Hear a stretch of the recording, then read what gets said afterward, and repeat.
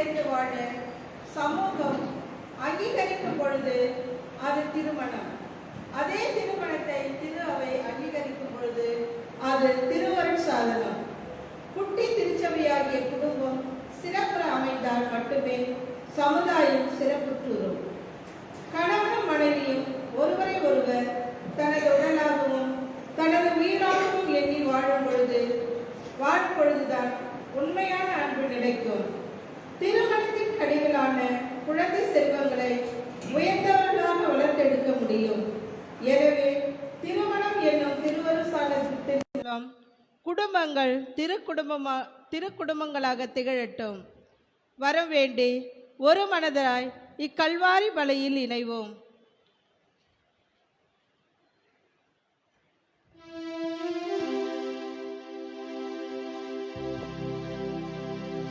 தந்தை மகன் தூயாவியாரின் பெயரால்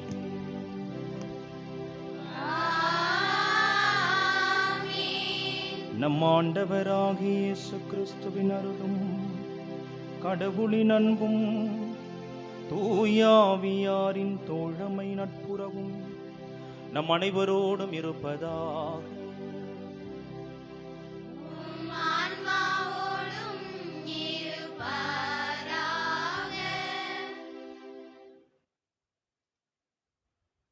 தந்தையே,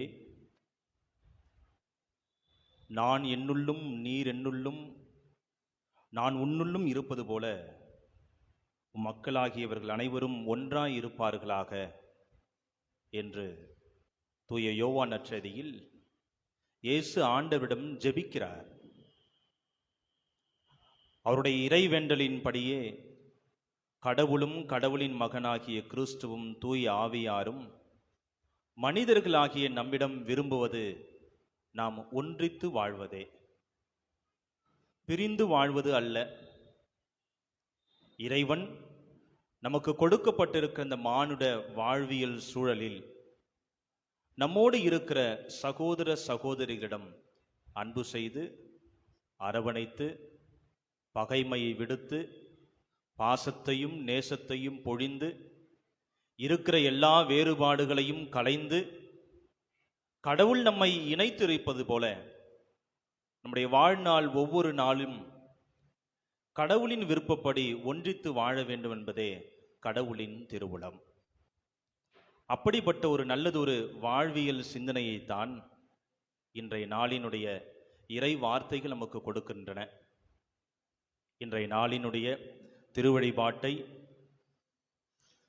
வின்சென்ட் தே பால், தூய வின்சென்ட் தே பால் பக்த சபையினரும் நம் பங்கினுடைய இளைஞர்களும் சிறப்பிக்கின்ற நாளிலே இப்புனிதர்களும் இளைஞர்களின் பாதுகாவலரான டொன்போஸ்கோவும் நம்முடைய வாழ்வியலுக்கு சொல்லுகின்ற இந்த அர்த்தமுள்ள பாடங்களை இளைஞர்களாகிய நீங்களும் இறை மக்களாகிய நாம் எல்லோருமே சேர்ந்து ஆண்டவர் விரும்புகிற ஒன்றித்து வாழ்கிற திரு அவையை ஏற்படுத்துவதில் தேவையான வரங்களை இந்த திருப்பலியில் நாம் வேண்டி ஜெபிப்போம்.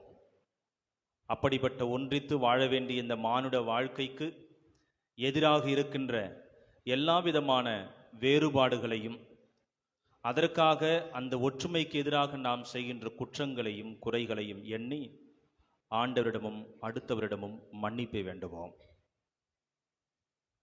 தூய மறை நிகழ்வுகளை கொண்டாட நாம் தகுதி பெறும் பொருட்டு நம்முடைய பாவங்களை ஏற்றுக்கொள்வோம்.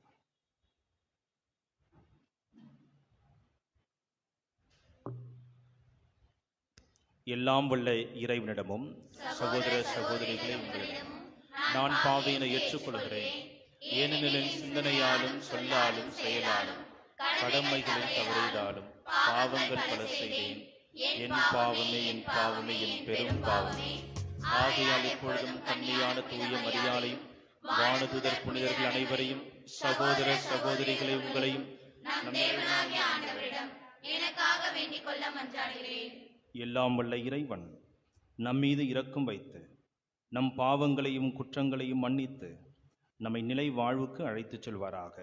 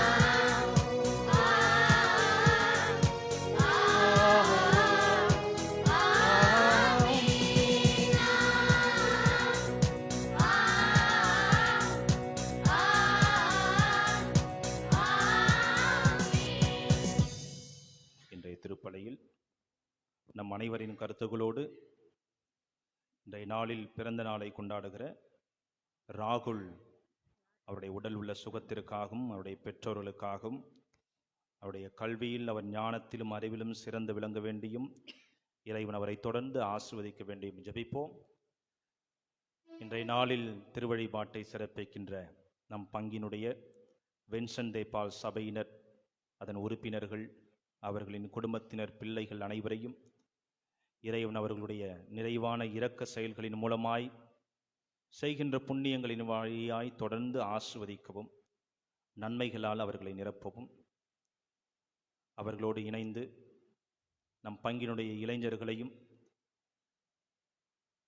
இந்த நாளில் அவர்கள் எடுக்கின்ற தியானங்களையும் வழிபாட்டுகளையும் நல்ல முயற்சிகளையும் இறைவன் ஆசிர்வதிக்கவும், அவர்கள் இருக்கின்ற ஆர்வமும் ஆற்றலும் இறை பக்தியும் நல்லொழுக்கங்களும் தொடர்ந்து இறைவனுடைய ஆசீர்வாதத்தினால் அதிகமாய் வளர்ந்தேறவும், நல்லதொரு எதிர்கால திருச்சபையினராய் அவர்கள் வளரவும், படிக்கின்ற பிள்ளைகள் கல்வியில் சிறந்து விளங்கவும், படித்த பிள்ளைகளுக்கு வேலை வாய்ப்பு கிடைக்கவும், அவர்களின் எல்லா தேவைகளும் நிறைவேற்றப்படவும் இறைவன் நம் பங்கின் இளைஞர்களை எல்லோரையும் நிறைவாக ஆசிர்வதிக்க அவர்களுக்காகவும் நான் இந்த திருப்பலியில் ஜெபிப்போம்.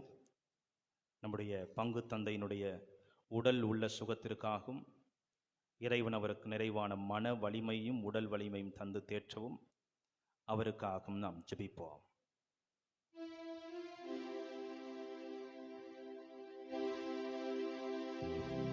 மன்றாடுவோமாக. இறைவா, எல்லாவற்றுக்கும் மேலாக மன்னிப்பு அளிப்பதிலும் இரக்கம் காட்டுவதிலும் நீர் எல்லாம் வல்லவர் என எங்களுக்கு வெளிப்படுத்துகின்றீர். இவ்வாறு உமது அருளை எங்கள் மீது நிறைவாக அன்றாடம் பொழிவதால் நீர் விரும்பியதை போல நாங்கள் எங்கள் மானுட வாழ்வில் ஒற்றுமையில் ஒன்றித்து வாழவும், அன்பினையும் மன்னிப்பையும் சமத்துவத்தையும் நிலைநாட்டும் நல் திரு அவையினராய் என்றும் எங்கள் குடும்பங்களிலும் சமூகங்களிலும் வாழ எங்களை இந்நாளில் வழிநடத்தி ஆசீர்வதிப்பீராக. உம்மோடு தூய ஆவியாரின் ஒன்றிப்பு இறைவனாய் என்றென்றும் வாழ்ந்து ஆட்சி புரிகின்ற எங்கள் ஆண்டவரும் உம் திருமகனுமாகிய இயேசு கிறிஸ்து வழியாக உம்மை மன்றாடுகின்றோம்.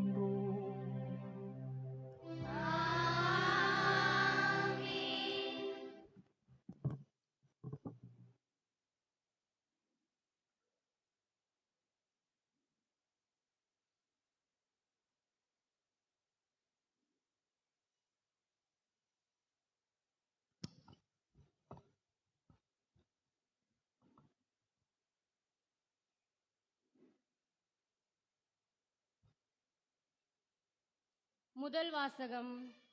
இருவரும் ஒரே உடலாயிருப்பர். தொடக்க நூலிலிருந்து வாசகம். அதிகாரம் 2, இறை திருவசனங்கள் 18 24 முடிய. அனைத்தையும் படைத்து முடித்த பின் ஆண்டவராகிய கடவுள், மனிதன் தனியாக இருப்பது நல்லதன்று, அவனுக்கு தகுந்த துணையை உருவாக்குவேன் என்றார். ஆண்டவராகிய கடவுள் மண்ணிலிருந்து எல்லா காட்டு விலங்குகளையும் வானத்து பறவைகளையும் உருவாக்கி அவற்றுக்கு மனிதன் என்ன பெயரிடுவான் என்று பார்க்க அவற்றை அவனிடம் கொண்டு வந்தார். உயிருள்ள ஒவ்வொன்றுக்கும் அவன் என்ன பெயரிடுவானோ அதுவே அதன் பெயராயிற்று. கால்நடைகள், வானத்து பறவைகள், காட்டு விலங்குகள் ஆகிய எல்லாவற்றிற்கும் மனிதன் பெயரிட்டான். தனக்கு தகுந்த துணையையோ மனிதன் காணவில்லை.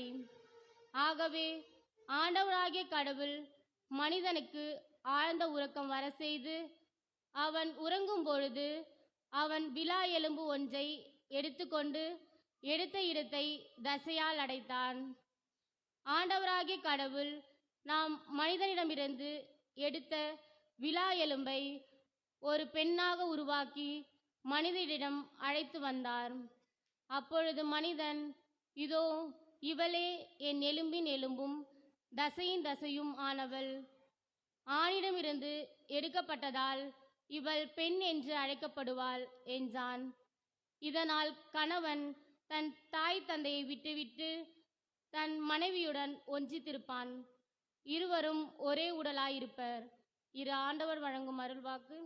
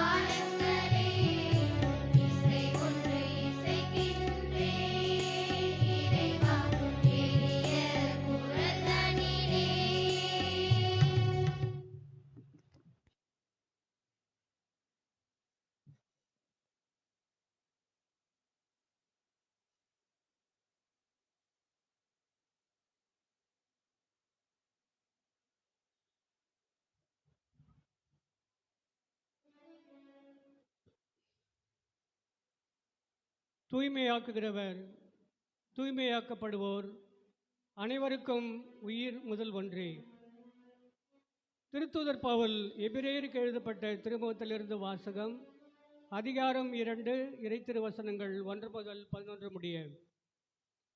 சகோதரர் சகோதரிகளே, நாம் காண்பதோ சிறிது காலம், வான தூதரை விட சற்று தாழ்ந்தவராக்கப்பட்ட இயேசுவே இவர் துன்புற்று இறந்ததால் மாட்சியும் மாண்பும் இவருக்கு முடியாக சூட்டப்பட்டதை காண்கிறோம். இவ்வாறு கடவுளின் அருளால் அனைவருடைய நலனுக்காகவும் இவர் சாவுக்கு உட்பட வேண்டியிருந்தது. கடவுள் எல்லாவற்றையும் தமக்கென்று தாமே உண்டாக்கினார். அவர் மக்கள் பலரை மாட்சியில் பங்கு கொள்ள அழைத்துச் செல்ல விரும்பிய போது அவரது மீட்பை தொடங்கி வழிநடத்துபவரை துன்பங்கள் மூலம் நிறைவுள்ளவராக்கினார். இது ஏற்ற செயலே. தூய்மையாக்குகிறவர் தூய்மையாக்கப்படுவோர் அனைவருக்கும் உயிர் முதல் ஒன்றே. இதனால் இயேசு இவர்களை சகோதரர் சகோதரிகள் என்று அழைக்க வெட்கப்படவில்லை. இது ஆண்டவர் வழங்கும் அருள்வாக்கு.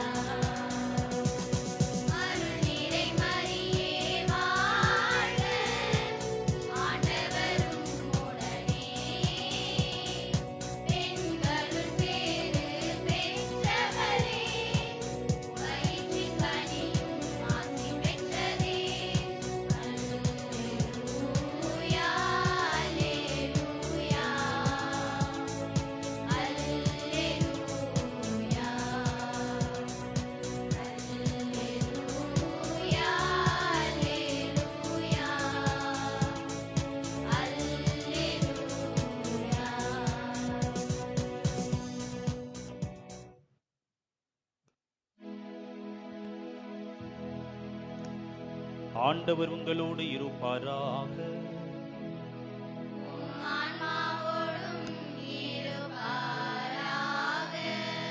தூய மார்க்கு எழுதிய நற்செய்தியிலிருந்து வாசகம்.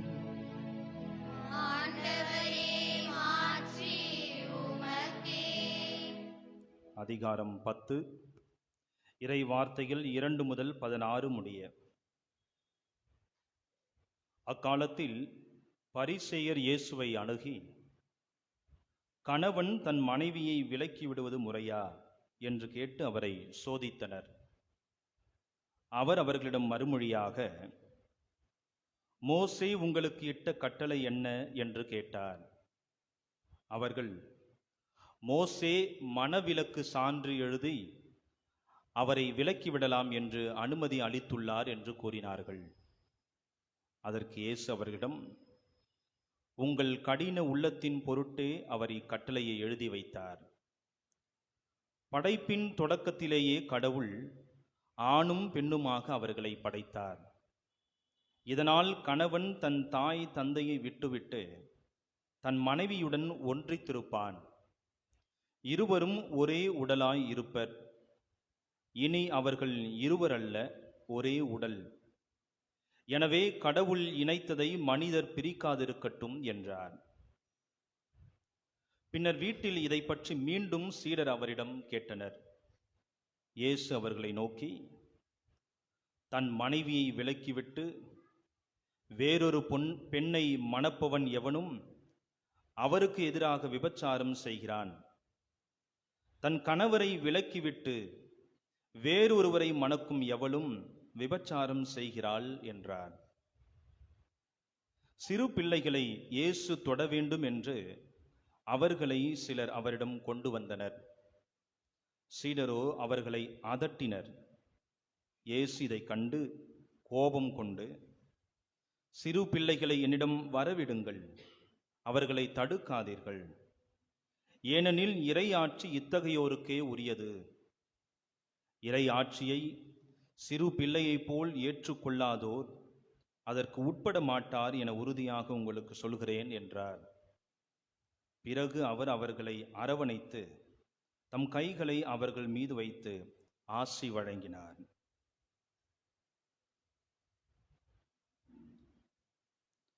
ஆண்டவரின் அருள்வாக்கு.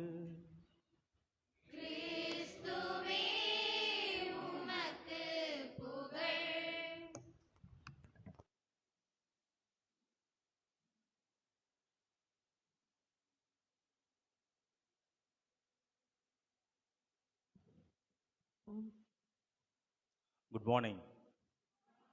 எல்லாம் பயந்துட்டீங்களா? எல்லாம் தூக்கத்தில் இருக்கிற மாதிரி அப்படியே லைட்டாக அப்படியே திடீர்னு குட் மார்னிங் சொன்ன ஃபாதர் எல்லாம் கொஞ்சம் இதுவாகிடும். குட். நல்லா இருக்கிறீங்களா? Good, thank you. நல்லா இருக்கு. வெரி. ஒரு ஜீவனாச்சும் கேட்குது, அதை கூட ஏன் கேட்குறன்ற மாதிரி கேட்குறீங்களே. ஒருத்தனாச்சும் பரவாயில்ல, ஃபாதர் நல்லா இருக்கிறேன் ஏன் கேட்குறேன்? கம்னர் அவர் நல்லா இருந்தானா நல்லா இல்லைன்னா இல்லை, சும்மா சொன்னேன், ஜோக். குட்.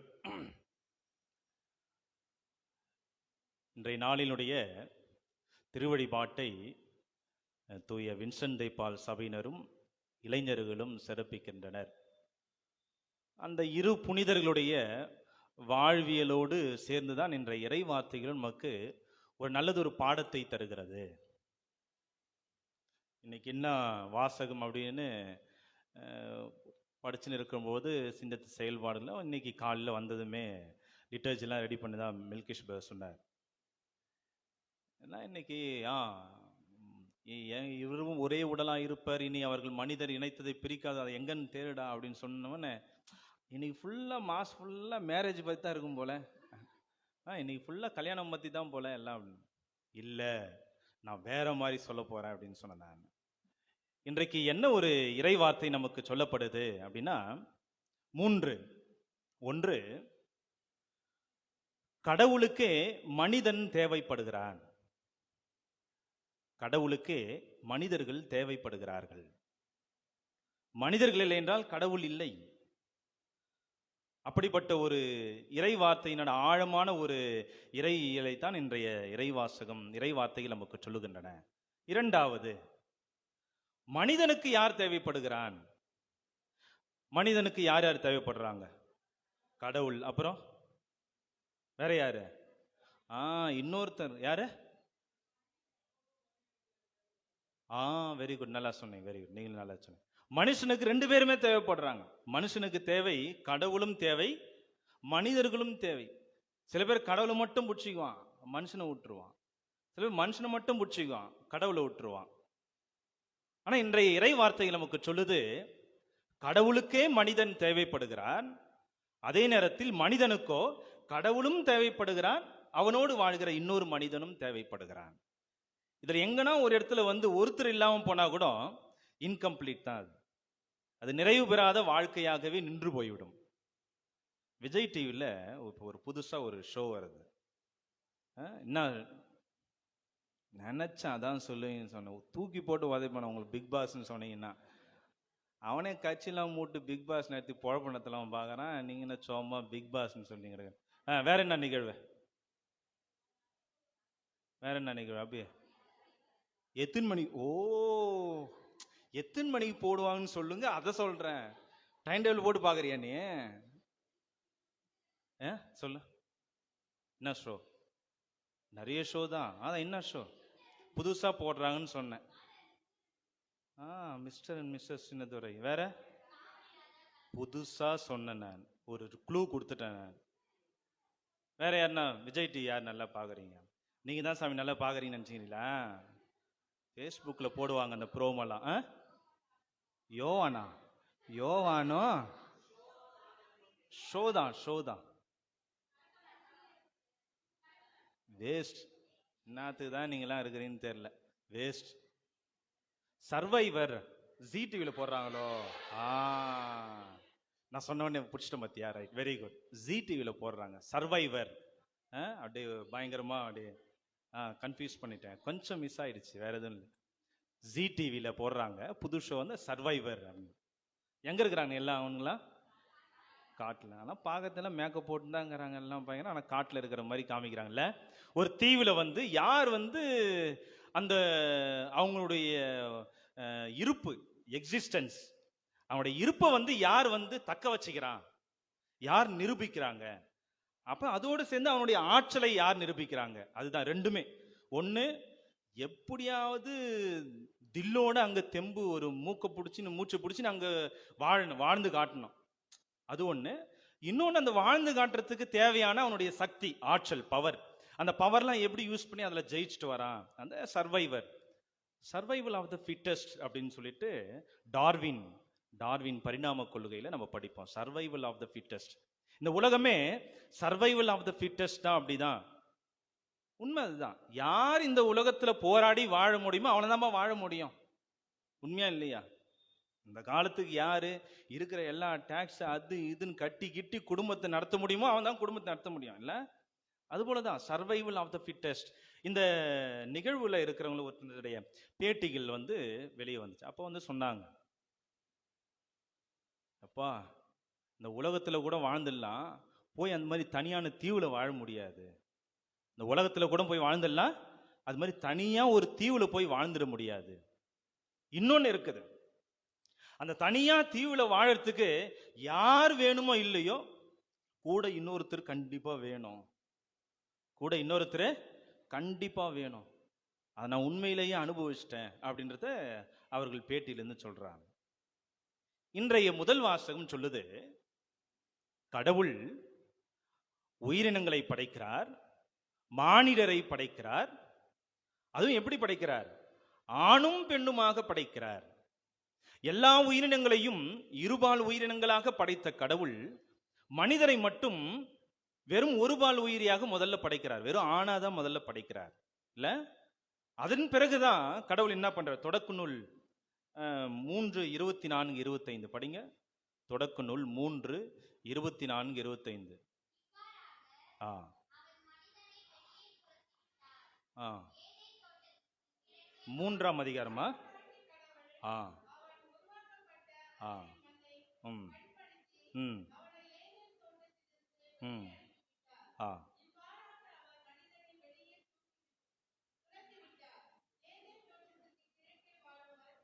சரி.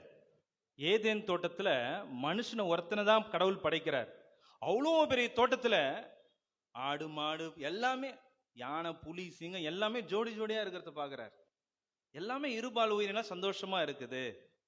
ஆனா ஒரே ஒருத்தர் தான் நிறைவடையாம மொக்கையாகிறான். ஒருத்தன், ஒரே ஒரு உயிரினம் தான் மொக்கையா நிக்குது. ஒழுங்கு இல்லை, நிறைவு இல்லை, 100% இல்லை, எங்கேயோ தொக்கி நிக்குது. அவன் தனியா திரியிறான். அதுதான் கடவுள் அதை உற்று நோக்கிறார். மனிதன் தனிமையாய் இருப்பது நல்லதன்று, எனவே அவனுக்கு நான் ஒரு துணையை தருவேன் என்று சொல்லிதான் கடவுளே மனித படைப்பில் நிறைவில்லாத ஒரு படைப்பாக இருந்த ஆணுக்கு இன்னொரு துணையை கொடுக்கிறார். யார் அவரு? ஒரு பெண். கடவுள் அவனுக்கு அவனுடைய உயிர் மூச்சிலிருந்து அதனுடைய விலா எலும்பிலிருந்து இன்னொரு உயிரை படைத்து பெண் என்று படைக்கிறார். இது மாதிரி இன்றைய முதல் வாசகத்தில் சொல்லப்படுது. எனவே கடவுள் அவரை இருவரும் இனி இருவரல்ல ஒருவரல்ல ஈருடலாய் இருப்பார்கள், இருவரல்ல ஓருடலாய் இருப்பார்கள். ரெண்டையுமே அழகா சொல்றார் இன்னைக்கு கடவுள் இந்த முதல் வாசகத்துல. கடவுள் ஏன் மனுஷனை மட்டும் அது மாதிரி தனிமையா படைச்சிட்டு அப்படியே விட்டுட்டு இருக்கலாமே? அப்போ கடவுளுக்கே தெரியுது தன்னுடைய இருப்பை வெளிப்படுத்துவதற்கு மனிதன் தேவைப்பட்டான். எல்லாத்தையும் படைச்ச கடவுளுக்கு அவ்வளோ பெரிய புகழ் வரல, அவ்வளோ பெரிய சந்தோஷம் நிறைவு வரல. எப்பொழுது கடவுள் மனிதனை ஒரு ஆணும் பெண்ணுமாக படைச்சார், அப்பதான் அவரே நிறைவடைகிறார். ஓகே, நான் இருக்கிறதுக்கு ஒரு பிரயோஜனம் இருந்திருக்குது, நான் படைச்சது ஒரு நிறைவா இருக்குது, இல்ல நான் படைச்சதுல ஒரு நிறைவு அடைந்து இருக்கிறேன் அப்படின்னு சொல்லிட்டு கடவுளே ஒரு நிறைவை அடைந்தது யாருடைய படைப்பு பிரகாரம்? அடுத்தது மனிதனை படைத்த பிறகுதான் கடவுள் நிறைவடைந்தார். இப்ப கடவுளுக்கு மனிதன் மிகவும் தேவைப்படுகிறான்.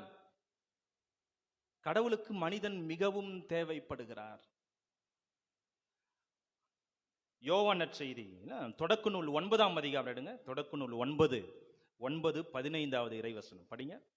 தொடக்க நூல் 9:15. கொஞ்சம் சத்தமா பாடுங்க.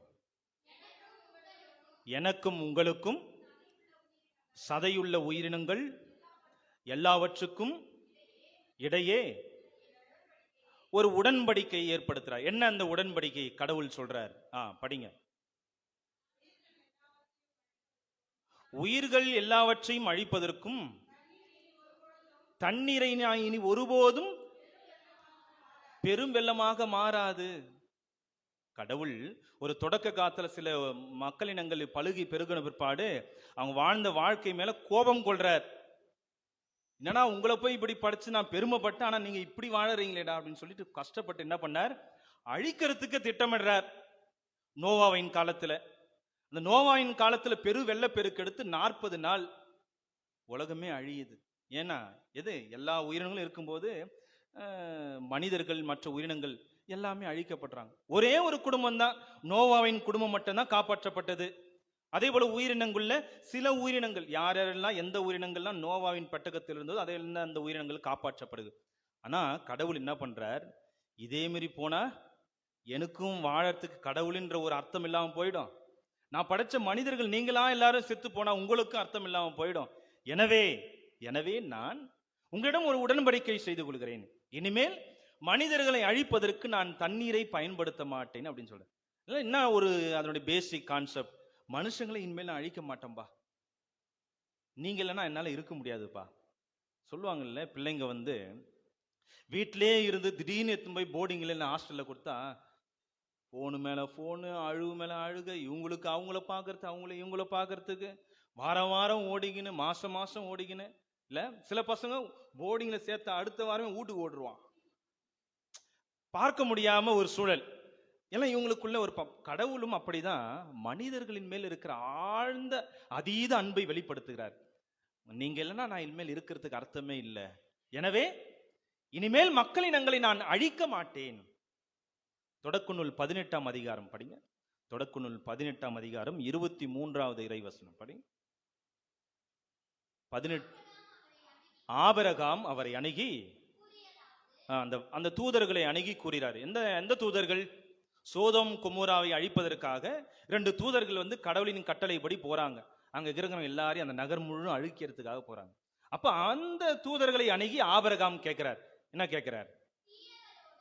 தீயவர்களோடு நீதிமான்களையும் சேர்த்து அழித்து விடுவீரோ அப்படின்னு கேட்கும்போது தூதர்களுக்கு கொஞ்சம் சங்கடமாயி போச்சு.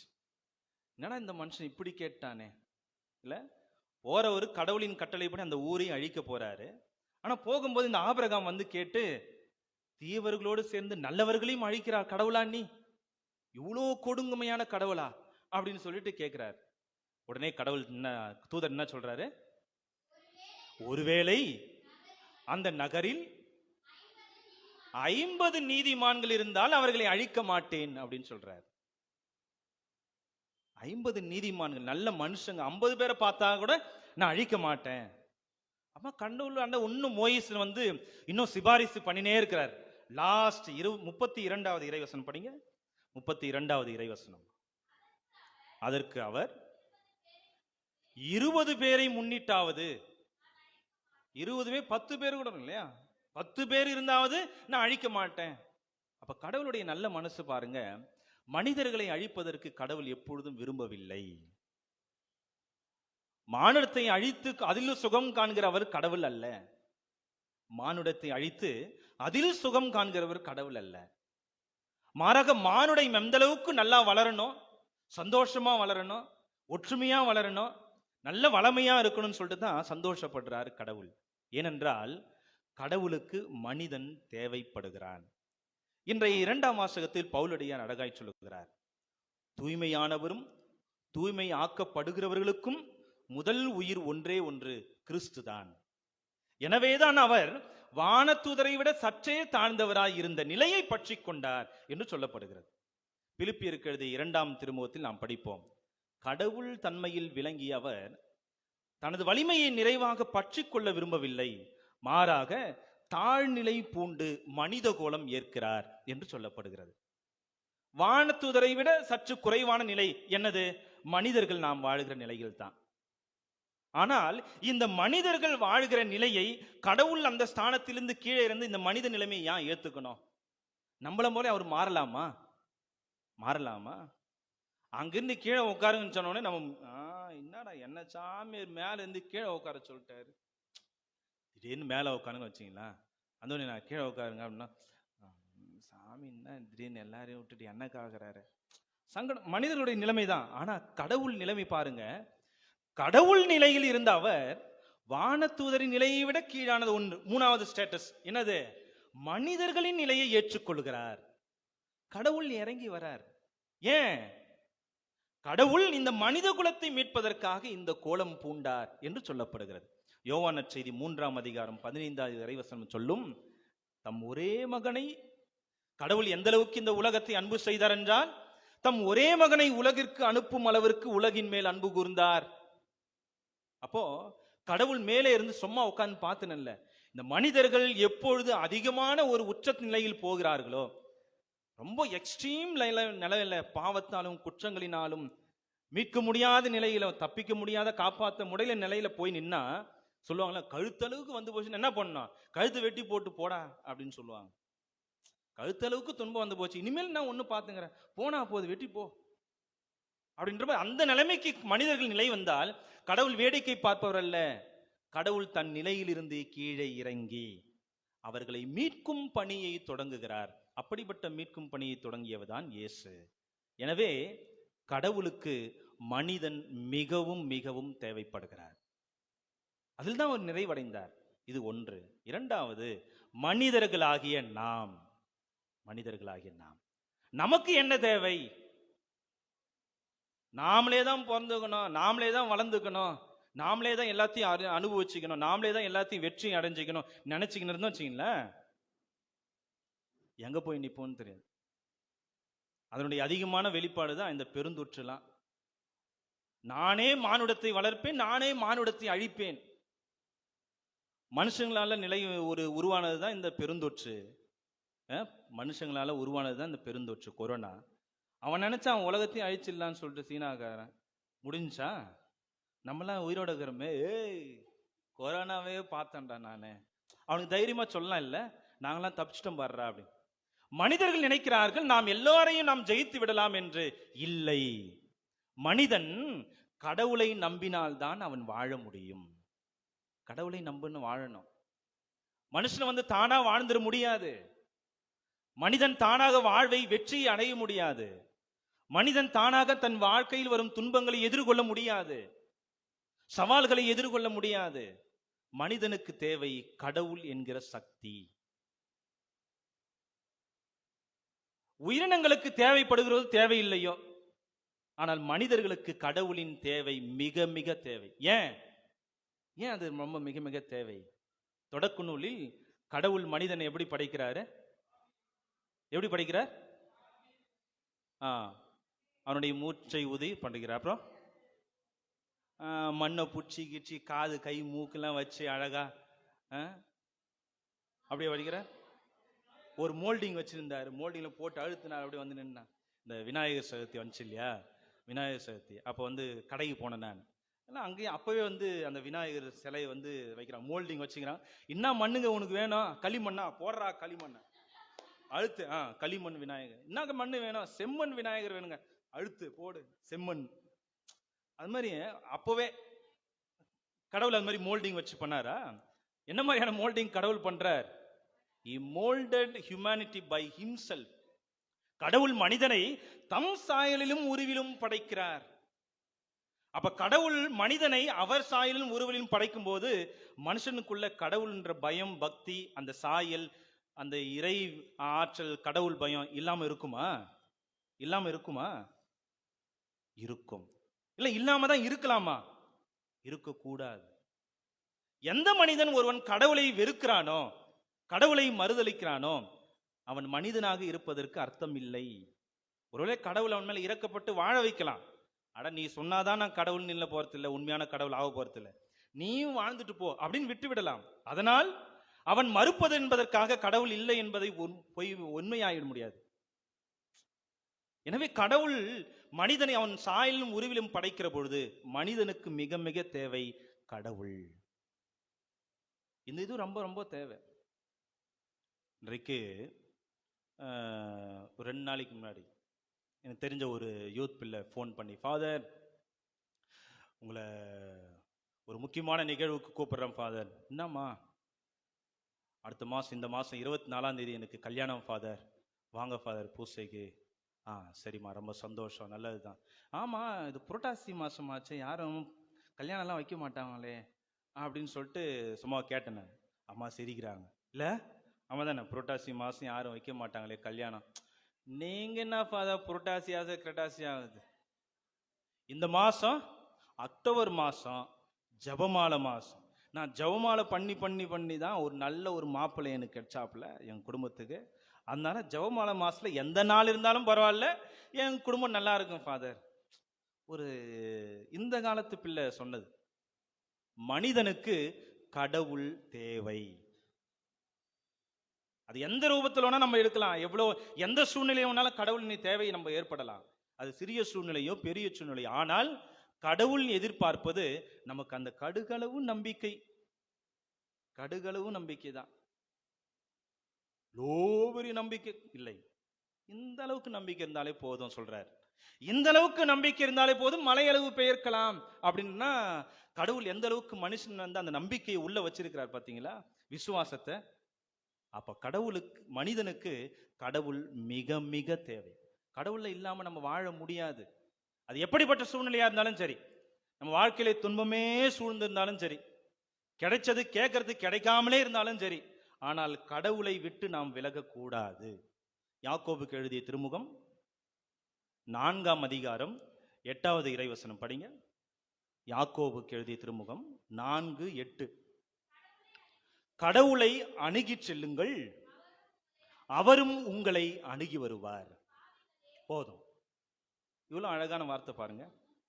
கடவுளை, ஆமா, கடவுளை அணுகி செல்லுங்கள். கடவுளை நீங்க போனீங்கன்னா என்ன பண்ணுவார்? கடவுளை உட்காந்து கால் மேல, வா வா வா, நான் பெரிய அப்பாட்டக்காரரா, என்னை பத்தி உங்களுக்கு தெரியாதா, வந்து முட்டி போடு, மொட்டை அடி, அதை பண்ணு இதை பண்ணு, சந்தோஷப்படு. கடவுள் சந்தோஷப்படுவாரா? இல்லை. கடவுளை நாம் அணுகி சென்றால் கடவுள் என்ன பண்றார்? நம்மை அணுகி வருகிறார். Praise the Lord. எவ்வளவு அற்புதமான வார்த்தை வந்து யாக்கோபுக்கு எழுதிய திருமுகத்தில் சொல்லப்படுது பாருங்க. கடவுள் மனிதனை தேடி வருகிற பொழுது நாமும் கடவுளை தேடி செல்லணும். அப்ப நாம் கடவுளை தேடி செல்லுகிறது, கடவுள் என்ன செய்கிறார்? அவர் நம்மை தேடி நம் அருகில் வருகிறார். எனவே நம்முடைய வாழ்க்கையில் எப்படிப்பட்ட சூழ்நிலைகள் இருந்தாலும் சரி, கடவுளை ஒருபோதும் வெறுக்கவும் சபிக்கவும் நாம் எப்பொழுதும் அந்த நிலைப்பாடு எடுக்கக்கூடாது. ஆனா போடா, இனிமேல் கோயிலாவது குளமாவது சாமியாராவது சிஸ்டராவது போய, ஒன்னும் தேவை, நன்மையாவது கிண்மையாவது போ, ஜெபமாலையாவது வீடுகளில் இந்த அக்டோபர் மாதம் என்பதால ஜெபமாலையில் சில இடங்கள்ல வந்து வீடு வீடா மாதா சுரூபத்தை எடுத்துன்னு போவாங்க இல்லையா? அது மாதிரி ஒரு வீட்டில் மாதா சுரூபத்தை எடுத்துன்னு போகிறோம். என்னம்மா, இங்கே கூட எடுத்துன்னு போறீங்களா? Very good. உங்கள் பங்குசாமி சொல்லிட்டார். எல்லா இடங்களும் எடுத்துன்னு போறாங்கன்னு சொல்றாரு. சரிப்பா, திருத்தணிலையும் எடுத்துன்னு போறாங்கப்பா. திருத்தணிலையும் வீடு விடா மாதாவை எடுத்துன்னு போறாங்க அக்டோபர் மாதம். ஓகேவா, ரெக்கார்ட் ஆயிடுச்சு. அப்போ இது மாதிரி ஒரு வீட்டுக்கு வந்து மாதா சுரூபத்தை வந்து எடுத்துட்டு போறோம். அப்போ வந்து கத்தோலிக் குடும்பம், ரொம்ப ஏழ்மையான குடும்பம். அவர் ரொம்ப கஷ்டப்படுறவர். அவர் சொல்ற, சாமி சும்மா மாதம் வருஷத்துல இந்த மாதம்னா ஒன்று சும்மா வீட்டுக்கு சும்மா மாதா தூக்கின்னு வந்துங்கன்னு. மாதா வந்தா என்ன, எந்த புனிதம் என் வீட்டுக்கு வந்தா, என் வீட்டில் என்ன சாமி நல்லது நடக்குது போகுது. கடவுள் மேலேயும் நம்முடைய வாழ்க்கையில் நடக்கிற ஒரு சோதனைகள், வேதனைகள், கஷ்டங்களை பார்த்து வெறுப்பு வெறுப்பு. கடவுள் உள்ள, மாதா உள்ள வந்துட்டா பீரோவை காலி பண்ணிட்டா போயிடுவாரு. இருக்கிற 10 ரூபாயில 1000 ரூபாவோ லட்சமோ என்ன நகையை போகும் எல்லாத்தையும் வாயின் போயிட போறாரா? இல்லை. கடவுளை நாம் அணுகி சென்றால் அவர் நம்மை அணுகி வருகிறார். இதை விட பெரிய அற்புதம், அதிசயம் வேற என்ன? ஆனா வாழ்க்கையில துன்பமே இருக்கட்டுமே, கவலையே கூட இருக்கட்டுமே, இருந்துட்டு போட்டோம். கடவுள் நம்ம அருகில் இருக்கிறார், நம்மோடு இருக்கிற அந்த ஒரு சந்தோஷம் நமக்கு மகிழ்ச்சி நிறைவு தராதா? அது நிறைவு தராதால் தான் எங்கெங்கேயோ நம்ம ஓடுறோம் தேவையில்லாது. மூன்றாவது இறுதியாக, எப்ப பிரசங்கம் முடிப்பாருன்னு பாக்குறீங்களா? மூன்றாவது, மனிதனுக்கு கடவுள் தேவை என்பது எவ்வளவுக்கு எவ்வளவு முக்கியமோ அதே அளவுக்கு மனிதனுக்கு இன்னொரு மனிதன் மிகவும் தேவை. இன்னொரு மனிதன் மிகவும் தேவை. நம்மளுக்கு ஏன் பேர் வைக்கிறாங்கன்னு சொல்லுங்க. என் பேர் சதீஷ்னு வச்சுக்கிறாங்க வச்சியா, என்னத்துக்கு? எவ்வளோ பேர் இருக்கிறான், அதனால நம்மளை அடையாளம் கூப்பிடணும். சதீஷ்னா எல்லாரும் திரும்புவீங்களா நீங்க? எவன் பேர் அது, நம்ம பேர் நம்ம நினைப்பீங்களா, நினைக்க மாட்டீங்களா? இவ்வளவு பேர் இருக்கிறதால தான் நம்மளை அடையாளப்படுத்துவதற்காக ஒரு பேர். உலகத்துல யாருமே இல்லை, நான் மட்டும் இருக்குன்னா பைத்தியக்காரன், நான் எல்லாம் மேல பெருசாக கத்தின்னு இருக்க முடியுமா? அடா என்னடா அது ஊர் இல்லாத வீட்டுல அவன் டீ ஆத்துறான்ற மாதிரி சொல்லுவாங்கல்ல, அது மாதிரி யாருமே இல்லாதங்களில் மனிதன் வாழ்ந்து விட முடியுமா? யாருமே இல்லாதங்களில் மனிதன் வாழ்ந்து விட முடியுமா? முடியவே முடியாது. ஒரு மனிதனுக்கு தேவை இன்னொன்று, என்னது? மனிதன், இன்னொரு மனிதன். அது ஆணோ அது பெண்ணோ, அவன் எந்த நிலையில் இருந்தாலும் சரி. கடவுள் அதனால தான் கடவுள் ஒரு ஆணுக்கு இன்னொரு மனிதனை தான் கொடுக்கிறார். ஒரு ஆணாகி ஒரு மனுஷனுக்கு எருமாட்டு கொடுத்துட்டாரா கூட, வாழ்ந்துக்கா போ, நீ எருமாடு தான் இனிமேல் வாழணும். இல்லை, கடவுள் என்ன பண்ணார்? இன்னொரு மனுஷனை தான் கொடுத்தார். இல்ல, இன்னொரு மனுஷனை தான் கொடுக்காரு. ஆனா நாம என்ன பண்றோம்?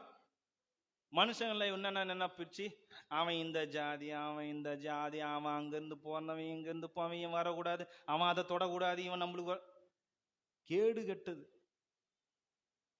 கேடு கெட்டது. இப்படிப்பட்ட ஒரு சதி செயல், சாதியை வைத்தும் ஒரு மதத்தை வைத்தும் ஒரு ஏழை பணக்காரன்ற ஒரு பிரிவை வைத்தும் ஆனால் மனிதர்களை இப்படி பிரித்தாள்வது நியாயமா?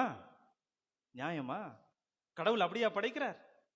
ஒரு மனுஷனுக்கு இன்னொரு மனுஷனு தான் கொடுத்தார். நாம தான் இன்னொருத்தனுக்கு எனக்கு இவன் தான் தேவை, எனக்கு அவன் தான் தேவை, எனக்கு இவன் தான் தேவை. அதுலயே பாகுபாடு. இவனை மாதிரி ஆள் தான் எனக்கு தேவை, இவன் தான் நம்ம ஆளு, இவன் வேற ஆளு, இவெல்லாம் வேற ஆளு.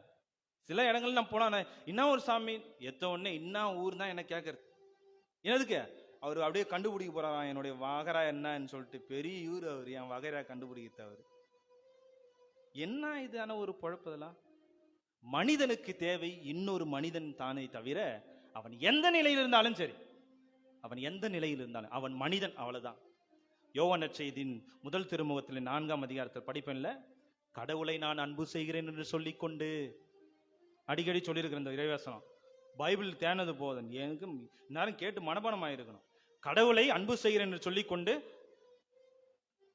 என்ன போன பௌர்ணமியோட கூட வாய்க்கிழிய பிரசங்கம் வச்சேன். அதை வச்சு என்ன அந்த திருமுகத்தினுடைய வார்த்தை? கடவுளை அன்பு செய்கிறேன் என்று சொல்லிக்கொண்டு, யோவான் எழுதி முதல் திருமுகம். தலையாட்டுங்க, சொல்லுங்க.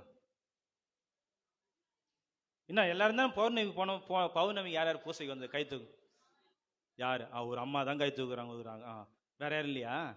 உங்க மூஞ்சி தான் பார்த்து தானே இருந்தேன், அதெல்லாம் பார்த்தானே பிரசங்க வச்சிருந்தேன். அந்த ஒன்று கை தூக்குறேன். சொல்லுங்க பார்க்கலாம். அந்த இறை வார்த்தை நான் சொன்னேன் நான். சரியா போச்சு. ஓகே, கரெக்ட் தான். அன்பில் அந்த லைன்லயே தான் படிச்சா அந்த வார்த்தை வரும். என்னது?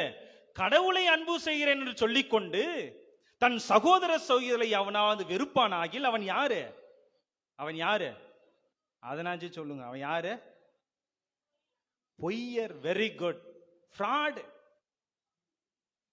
அதான். ஆமா, வேற என்ன இங்கிலீஷ்ல வேற என்ன வார்த்தை? அவன் பொய்யன், அவன் ஃப்ராடு. கடவுளை மட்டும் வினவன். இயேசுவே நீதான் எனக்கு, மாதாவே நீதான் எனக்கு, வருஷா வருஷம் உனக்கு போட்டுறேன் ஒரு மொட்டை, நடந்து போறேன், எல்லாருக்கும் சாப்பாடு போடுறேன், எல்லாருக்கும் சாப்பாடு போடுறேன், திருவிழாவில் இந்த செலவு ஏத்துக்கிறேன், எல்லாமே செய்வார் பயங்கரமா. ஆனா பக்கத்து வீட்டுக்காரன் எவனா கஷ்டப்படும் போது, நம்ம ஊருங்களே நம்ம யாருக்குன்னா ஒரு தேவன் வரும்போது, கடவுளை அன்பு செய்கிறேன் என்று சொல்லிக்கொண்டு தன் கண்முன்னே இருக்கும் சகோதர சோகிகளை எவன் ஒருவன் வெறுப்பானாகில் அவன் பொய்யான மனிதன். பொய்யான மனிதன்.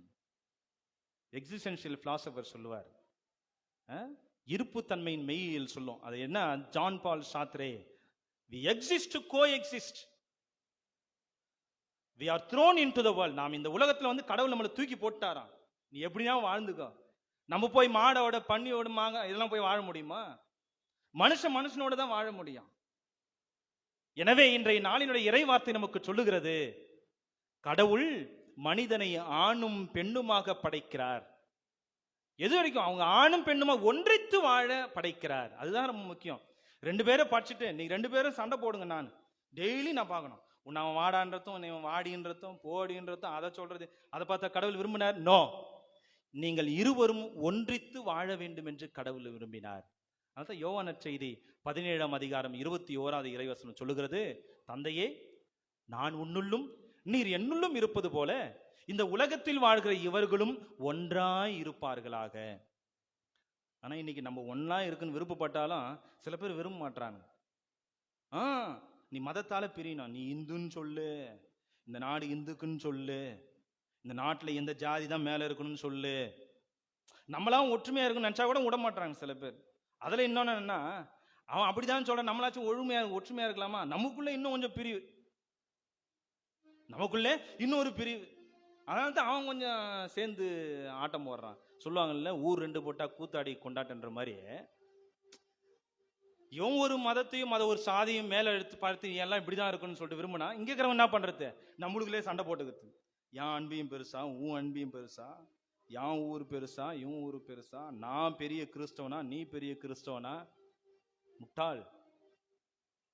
கடவுள் மனிதனை படைத்தது ஒற்றுமையா இருப்பதற்கு. அதனால தான் இன்னைக்கு சொல்ற, கடவுள் இணைத்ததை மனிதன் பிரிக்காத. வெறும் குடும்பத்தை படைக்கல, 2 பேரும் தான், அந்த 2 பேரும் ஒன்னா சாத்தியார் கடவுள், அவ்வளவுதான், வேற என்ன இருக்குது? அதனால வெறும் அது குடும்பம் மட்டும், திருமணம் மட்டும் நினைச்சு சுருக்கிடக்கூடாது. கடவுள் என்று சொன்னது மனித இனம் ஆணும் பெண்ணுமாக இருக்கிறது எதுக்கு? ஒற்றுமையாக வாழ வேண்டும் என்பதற்காக.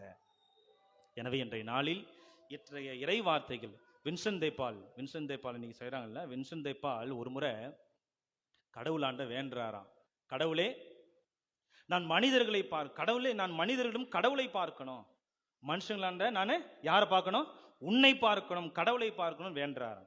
அப்ப கடவுள் அவருக்கு சொன்னது, மனிதர்களில் நீ கடவுளை பார்க்க வேண்டும் என்றால் ஏழையின் பார்வையில் பார்க்கலாம், நீ ஏழையிடம் செல், என்னை பார்க்கலாம் அப்படின்னு சொன்னார் வின்சென்ட் தேப்பால். அதனாலதான் வின்சென்ட் தேப்பாலுடைய அறநெறி என்னது?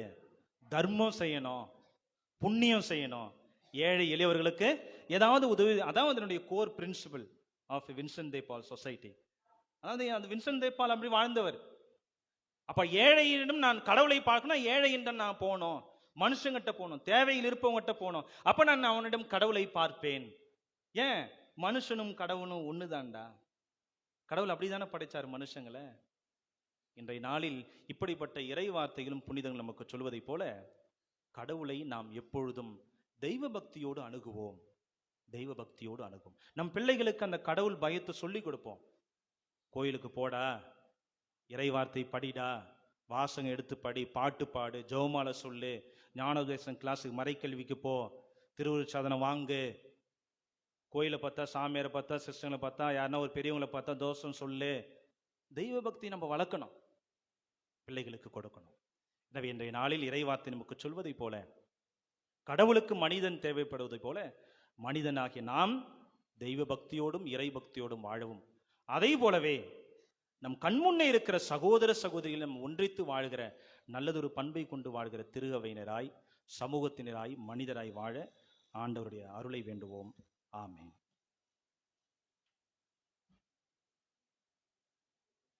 எழுந்து நிற்போம்.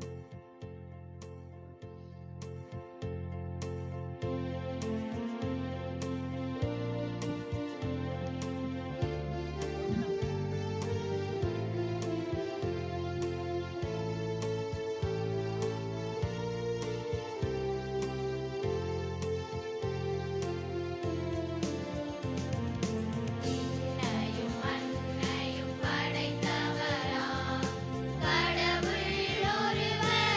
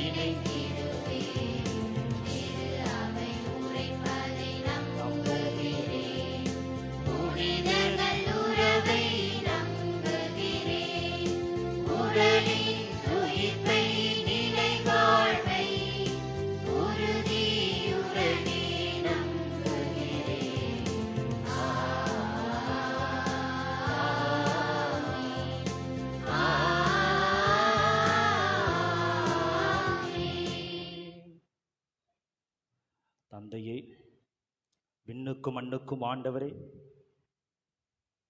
நானும் நீரும் ஒன்றாய் இருப்பதைப் போல இம்மண்ணுலகில் வாழும் அனைத்து மனிதர்களும் ஒன்றாய் இருப்பார்களாக என்று இயேசுவே கடவுளிடம் வேண்டியதைப் போல நாமும் நாம் வாழ்கின்ற மானுட வாழ்வில் ஒற்றுமையுடனும் அன்புடனும் பரஸ்பர பகிர்வுடனும் சமத்துவத்தோடும் வாழ்ந்து நாமும் கடவுளின் சாட்சிகள் என்பதை சொல்லுகிற அளவுக்கு வேண்டிய வாழ்க்கையை வாழ தேவையான வரங்களை நம்பிக்கையோடு ஆண்டவரிடம் வேண்டுவோமாக. அன்பு தந்தையே இறைவா, திரு அவையை வழிநடத்தும் திருத்தந்தை, ஆயர்கள், குருக்கள், துறவியர், பொதுநிலையினர் அனைவரும் தங்களை புதுப்பித்தும் தம் மந்தையை புதுப்பிக்கும் நல்ல மேய்ப்பர்களாக திகழ்ந்திட வரம் தர வேண்டும் என்று இறைவா உம்மை மன்றாடுகிறோம். ஆண்டவரே, எங்கள் மன்றாட்டை கேட்டருளும். எங்களை பாதுகாக்கும் தலைவரே இறைவா, எங்களோடு இருந்து மக்களின் நிறைவேற்ற நாங்கள் தேர்ந்தெடுத்து இருக்கின்ற தலைவர்கள் மக்களின் தேவைகளை அறிந்து அவற்றை தக்க சமயத்தில் நிறைவேற்றி தருபவர்களாக செயல்பட அருள் தர வேண்டுமென்று இறைவா உம்மை மன்றாடுகின்றோம். ஆண்டவரே, எங்கள் மன்றாட்டை கேட்டருளும். ஆணும் பெண்ணும் நிரந்தரமாக ஒன்றாய் இருக்க வேண்டுமென்று திருமணத்தை தோற்றுவித்த எம் இறைவா, பல்வேறு காரணங்களால் பிரிந்து வாழும் குடும்பங்களை கண்ணோக்கி பாரும். தம்பதிகள் ஒருவரைக்கொருவர் ஏற்றுக்கொண்டு குறைகளை மறந்து அன்பு செய்து வாழும் வரம் தர வேண்டுமென்று இறைவா உம்மை மன்றாடுகின்றோம். ஆண்டவரே, எங்கள் மன்றாட்டை கேட்டருளும். எங்களோடு இருந்து எப்பொழுதும் வழிநடத்தும் இறைவா, நீர் தந்த நல்வாழ்வுக்கு நன்றி கூறுகிறோம். எங்கள் வாழ்வில் பிறரை காயப்படுத்தாமலும் எங்கள் செயல்களால் பிறருக்கு இடையூறு இருந்திடாமலும் மனிதம் பேணுபவர்களாகவும் வாழ்ந்திட வரம் தர வேண்டும் என்று இறைவா உம்மை மன்றாடுகிறோம். ஆண்டவரே, எங்கள் மன்றாட்டை கேட்டருளும். நம் தனிப்பட்ட கருத்துக்களுக்காய் ஜெபிப்போம்.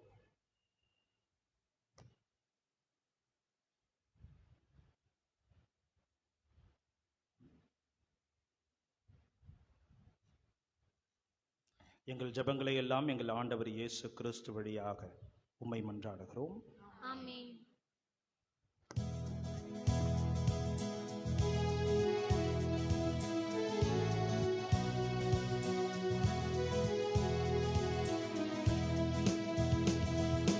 காணிக்கை தரும் நேரம் நான் என் மனம் தருகின்றேன்.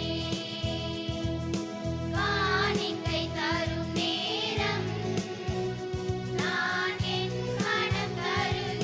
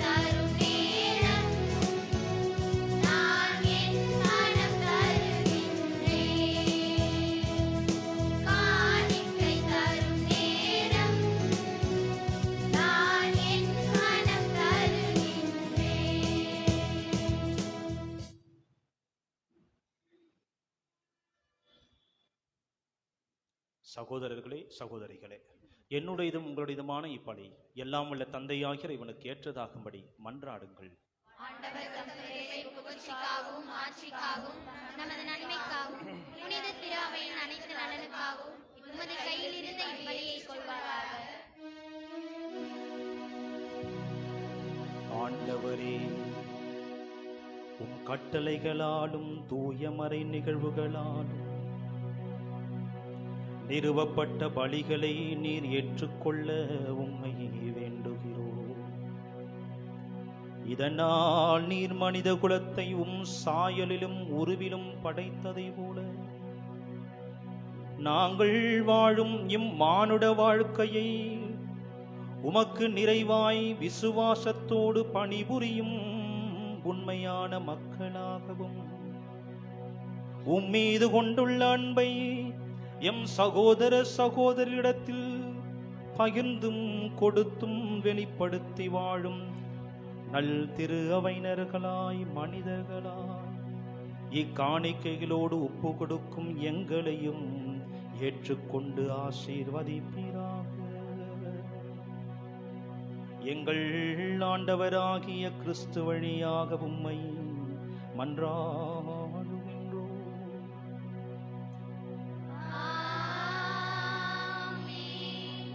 ஆண்டவர் உங்களோடு இருப்பாராக.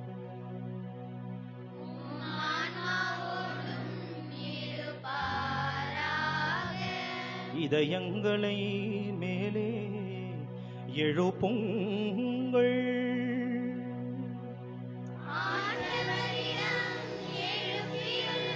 நம் இறைவனாகிய ஆண்டவருக்கு நன்றி பண்பாடுவோம்.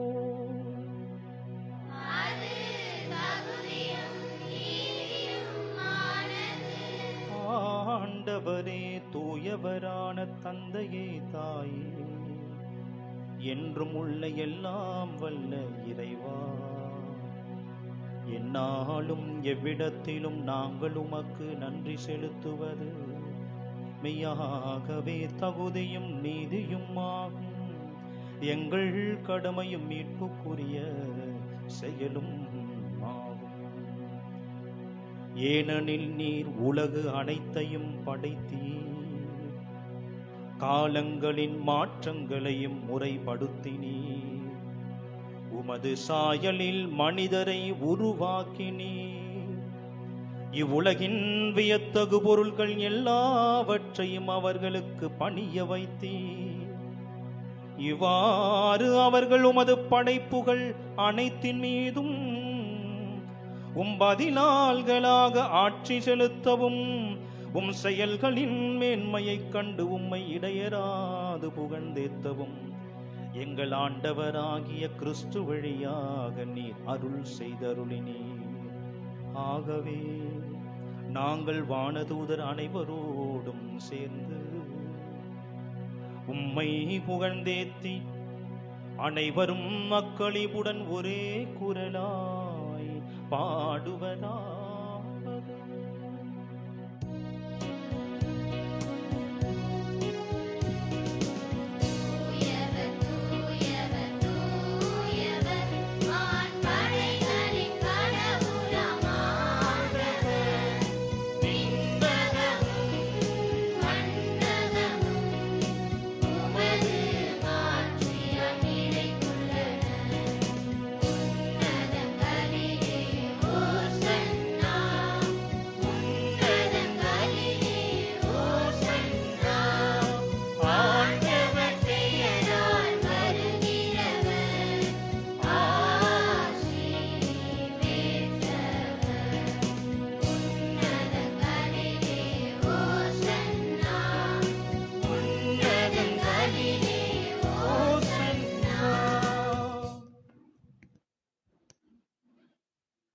ஆண்டவரே, நீர் மெய்யாகவே தூயவர்.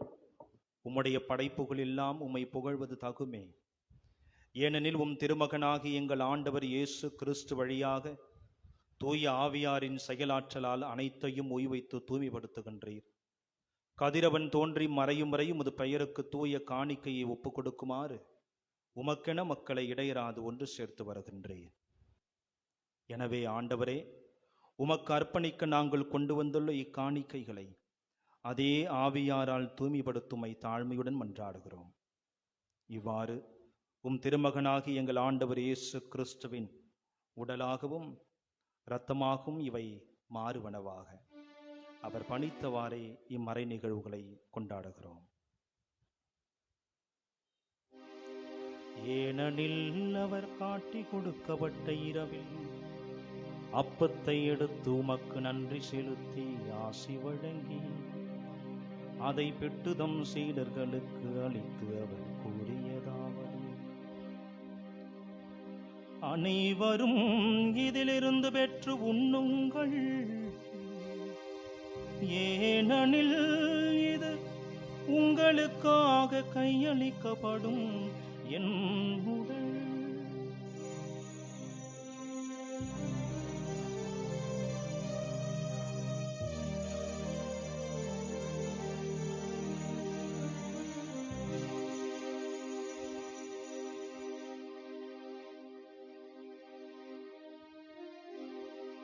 அவனமீரவு விருந்தை அருந்தியபின் கிண்ணத்தையும் எடுத்து உமக்கு நன்றி செலுத்தி ஆசி வழங்கி அதை தம் சீடர்களுக்கு அளித்து அவர் கூறியதாவது: அனைவரும் இதிலிருந்து பெற்று பருகுங்கள், ஏனெனில் இது புதிய நிலையான உடன்படிக்கைக்குரிய என் இரத்தத்தின் கிண்ணம். இது பாவ மன்னிப்புக்கென்று உங்களுக்காகவும் பலருக்காகவும் சிந்தப்படும். இதை என் நினைவாகச் செய்யுங்கள்.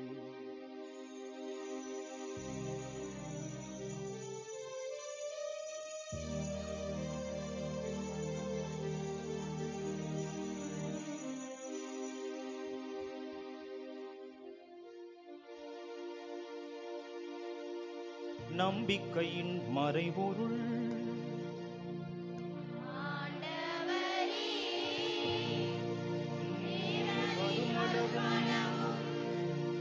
உமது இறப்பினை அறிக்கையிடுகின்றோம், உமது உயிர்ப்பினையும் எடுத்துரைக்கின்றோம். ஆகவே ஆண்டவரே, உம் திருமகனின் மீட்பளிக்கும் பாடுகளையும் வியப்புக்குரிய உயிர்ப்பையும் விண்ணேற்றத்தையும் நாங்கள் நினைவு கூறுகிறோம். இவர் மீண்டும் வருவார் என எதிர்பார்த்திருக்கும் நாங்கள் இப்புனிதமான உயிருள்ள பலியையும் நன்றி செலுத்தி மொக்கொப்பு கொடுக்கிறோம். உமது திரு அவையின் காணிக்கையை கண்ணோக்கியலும் மன்றாடுகிறோம். இப்பலியினால் நீர் உளம் கனிய திருவுளமானீர். இவ்வாறு உடைய திருமகனின் திருவுடல் திரு இரத்தத்தால் ஊட்டம் பெறும் நாங்கள் அவருடைய தூய ஆவியாரால் நிரப்பப் பெற்று கிறிஸ்துவுக்குள் ஒரே உடலும் ஒரே உள்ளமும் உடையவராக விளங்கச் செய்வீராக. இவரே எங்களை உமக்கு என்றும் காணிக்கையாக்குவாராக. இவ்வாறு உம்மால் தேர்ந்து கொள்ளப்பட்டவர்களோடு முதலாக புனிதமிக்க கன்னியும் கடவுளின் தாயுமான மரியாள், அவருடைய கணவரான புனித யோசேப்பு, புனித திருத்தூதர்கள், மாட்சிமிகு மறை சாட்சியர், மற்ற புனிதர்கள் அனைவரோடும் நாங்கள் உரிமை பெற்றுக்கு தகுதியுடையோர் ஆவோமாக. இவர்களின் வேண்டுதலால் நாங்கள் என்றும் உமது உதவியை பெறுவோம் என உறுதியோடு இருக்கிறோம். ஆண்டவரே, எங்களை உம்மோடு ஒப்புரவாக்கும் இப்பலி உலகுக்கெல்லாம் அமைதியும் மீட்பும் தர வேண்டும் என மன்றாடுகிறோம். இவ்வுலகில் பயணம் செய்யும் அது திரு அவையை சிறப்பாக அடியாராகி எங்கள் திருத்தந்தை பிரான்சிஸ், எங்கள் ஆயர் ஜார்ஜ் அந்தோனி சாமி, ஏனைய ஆயர்கள், திருநிலையினர், உமக்கு சொந்தமான மக்கள், குறிப்பாக இந்த ஞாயிறு காலை திருப்பலியில் பங்கு கொண்டிருக்கிற ஒவ்வொருவரின் குடும்பங்களையும் அனைவரையும் நம்பிக்கையிலும் அன்பிலும் உறுதி பெறச் செய்வீராக. நீர் விரும்பியபடி உம் திருமுன் நிற்கின்ற குடும்பங்களின் வேண்டுதல்களுக்கு கனிவுடன் செவிசாய்த்திடும் கனிவுள்ள தந்தையே, எங்கும் சிதறுண்டிருக்கும் உடைய பிள்ளைகளை கனிவுடன் உம்மோடு சேர்த்து கொள்ளும். இறந்து போன எங்கள் சகோதரர் சகோதரிகளையும் உமக்கு உகந்தவர்களாய் வாழ்ந்து இவ்வுலகை விட்டு சென்ற அனைவரையும் உம்முடைய ஆட்சியில் கனிவுடன் ஏற்றலும். நாங்களும் அங்கு வந்து சேர்ந்து அவர்களோடும் உமது ஆட்சியால் என்றும் மன நிறைவு அடைவோம் என எங்கள் ஆண்டவராகிய கிறிஸ்து வழியாக எதிர்நோக்கியிருக்கின்றோம். அவர் வழியாகவே நீர் உலகிற்கு எல்லா நன்மைகளையும் வழங்குகின்றீர்.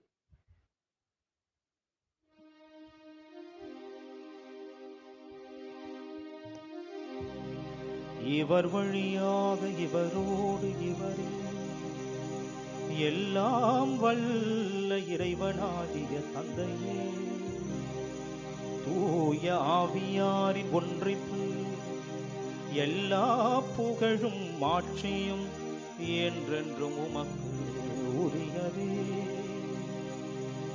ஆமென். ஆமென்.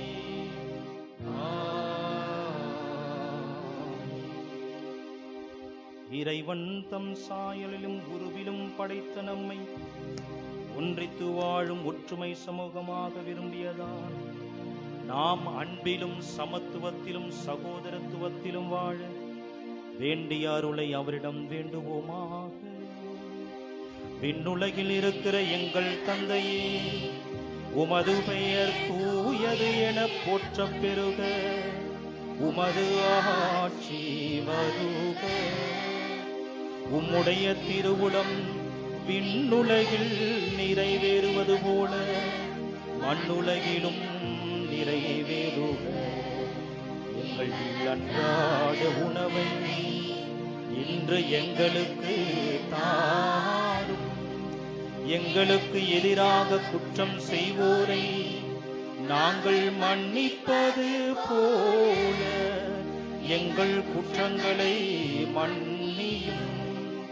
எங்களை சோதனைக்கு உட்படுத்தாதே, தீமையிலிருந்து எங்களை விடுவித்தருளும். ஆண்டவரே, தீமைகள் அனைத்திலும் இருந்தும் குறிப்பாய் நாங்கள் வாழ வேண்டிய ஒற்றுமைக்கு எதிராக இருக்கிற எல்லா பிரிவுகள் வேறுபாடுகளிடமிருந்தும் இவ்வுலகை இன்னும் அச்சுறுத்தும் கொள்ளை நோய்களிடமிருந்தும் எங்களையும் எங்கள் குடும்பங்களை வாழ்த்தும் கண்ணீர், கவலைகள், வேதனை, சோதனைகள், இன்னல்கள், நெருக்கடிகள், தீய ஆவியின் சக்திகள் அனைத்திலும் இருந்தும் எங்களை விடுவித்து எங்கள் வாழ்நாளில் அமைதியை கனிவுடன் அருள உம்மையை மன்றாடுகிறோம். உமது இரக்கத்தின் உதவியால் நாங்கள் பாவத்திலிருந்து எப்போதும் விடுதலை பெற்று யாதொரு கலக்கும் இன்றி நலமாயிருப்போமாக. நாங்கள் இதை நோக்கியிருக்கும் பேரின்பத்துக்காகவும் எம் மீட்பராகிய இயேசு கிறிஸ்துவின் வருகைக்காகவும் காத்திருக்கின்றோம்.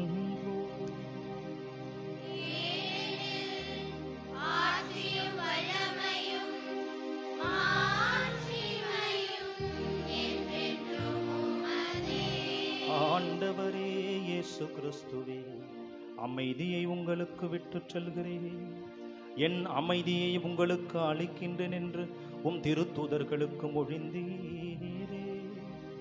எங்கள் பாவங்களை பாராமல் உமது திரு அவையின் நம்பிக்கையை கண்ணோக்கி உமது திருவுளத்திற்கேற்ப அதற்கு அமைதியையும் ஒற்றுமையையும் எங்கள் அனைவருக்கும் வேண்டிய சமாதானத்தையும் நிம்மதியையும் எங்கள் ஒவ்வொருவருக்கும் வேண்டிய உடல் உள்ள ஆரோக்கியத்தையும் எங்கள் பிள்ளைகளுக்கு வேண்டிய ஞானத்தையும் அறிவையும் கீழ்ப்படிதலையும் கடவுள் பயத்தையும் நீர் அளித்தருள்வீராக. என்றென்றும் வாழ்ந்து ஆட்சி செய்கின்றவர் நீரே.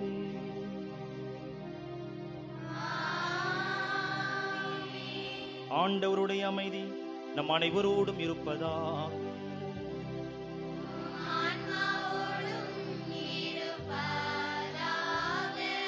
ஒருவருக்கொருவர் அவரின் அமைதியை பகிர்ந்து கொள்வோம்.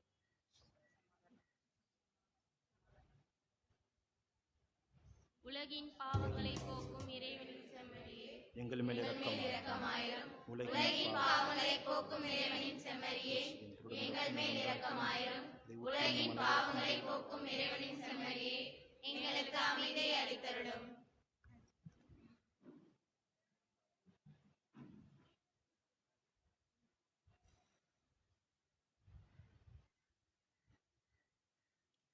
இதோ இறைவனின் செம்மறி, இதோ உலகின் பாவங்களை போக்குகின்றவர்.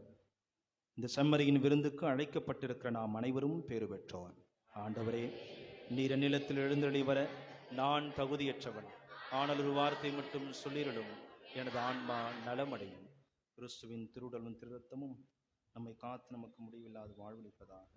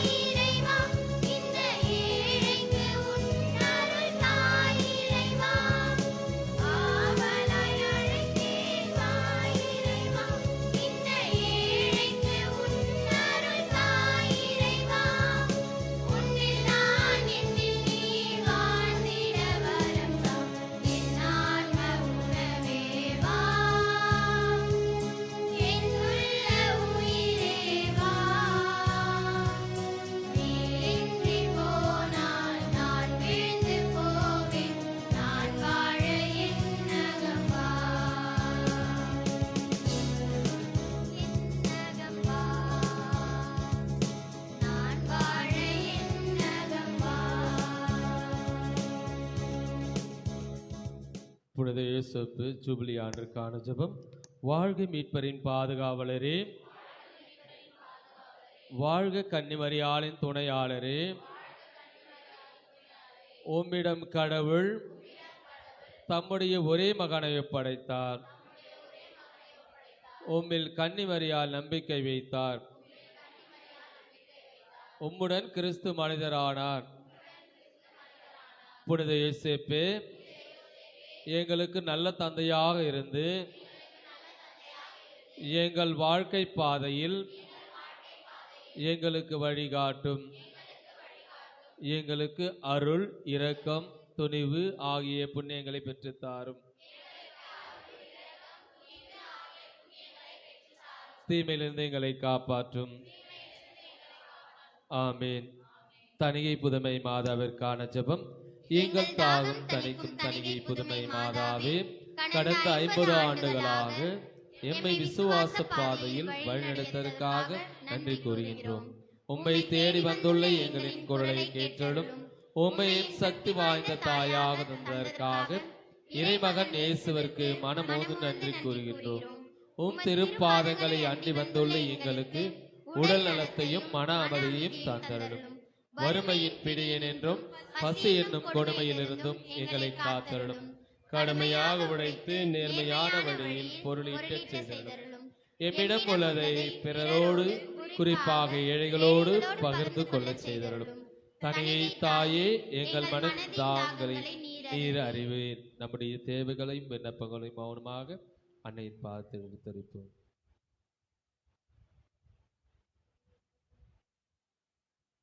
உண்மையான அன்பிற்காகவும் நீடித்த மகிழ்ச்சிக்காகவும் எங்கள் மனதிலுள்ள ஏக்கங்களை நிறைவு செய்யும். எங்கள் வாழ்க்கை பயணத்தில் ஒவ்வொரு நாளும் எமக்கு துணையாய் வாரும். உம் திருமகன் இயேசு காட்டிய வழியில் அன்றாட நடந்து உம்மோடும் அவரோடும் என்னாலும் வாழ்ந்து வான்வீட்டுக்கு வந்து சேர அருள் புரியும். ஆமீன்.